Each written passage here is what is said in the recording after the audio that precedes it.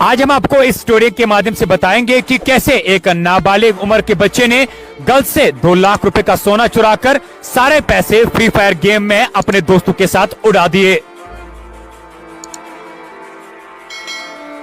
कल police station जुकरा को एक मकान मालिक की जानिब से शिकायत मौसूल हुई कि उसके घर से तकरीबन 2 लाख मालियत के तलाए जेवरात गायब है। शिकायत मौसूल होने के बाद पुलिस स्टेशन ने एफआईआर नंबर 89/2022 के तहत कानून के मुतालिका शिकंज के तहत मुकदमा दर्ज करके तफ्तीश शुरू कर दी।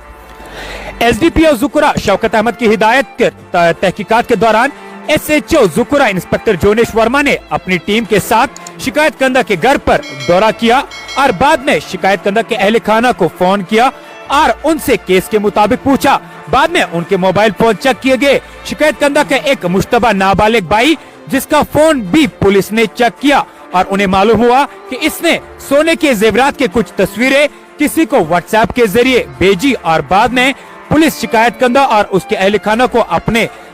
जायदाद की तस्दीक के लिए वो तस्वीरें दिखाते हैं, जिस पर शिकायत कंदा कबूल करता है कि हाँ ये हमारे जेवरात है, जैसे सोने की चेन, सोने के सिक्के, अंगूठिया, कान के अंगूठिया जो घर से गायब हुए थे। और उसके बाद नाबालिग ने गैंग के तमाम अरकान के नाम बता दिए जो इस केस में भी शामिल थे। उन्होंने इंकिशाफ किया कि वो किस तरह से जेवरात चोरी करते हैं, ये घर और मुनासिब रसीद के बगैर मार्केट में फरोख्त करे। दौरानी तफ्तीश पुलिस ने चोरों के साथ साथ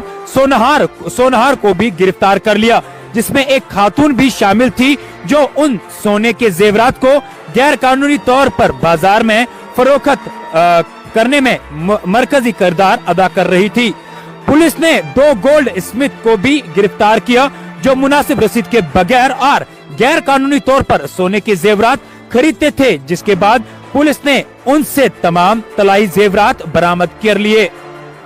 ये कहानी दरअसल जिला श्रीनगर के रंगपुरा इलाके की है, जहां पे एक नाबालिग लड़का अपने घर से सोना चोरी निकालकर अपने दोस्त के हाथ में दे देते थे और वो दोस्त अपनी माँ के हाथ में और उसके दोस्त की माँ मार्केट में जाकर ये सोनहार के दुकान पर बिना रसीद के बेच देती थी और सोनहार भी ये सोना बिना रसीद के खरीद रहे थे। और इसी के चलते जब घर के मालिक ने कंप्लेंट की तो कंप्लेंट के बाद ये सब कुछ पता चला कि ये बच्चे फ्री फायर ऑनलाइन गेम पर इन पैसों को उड़ा देते थे।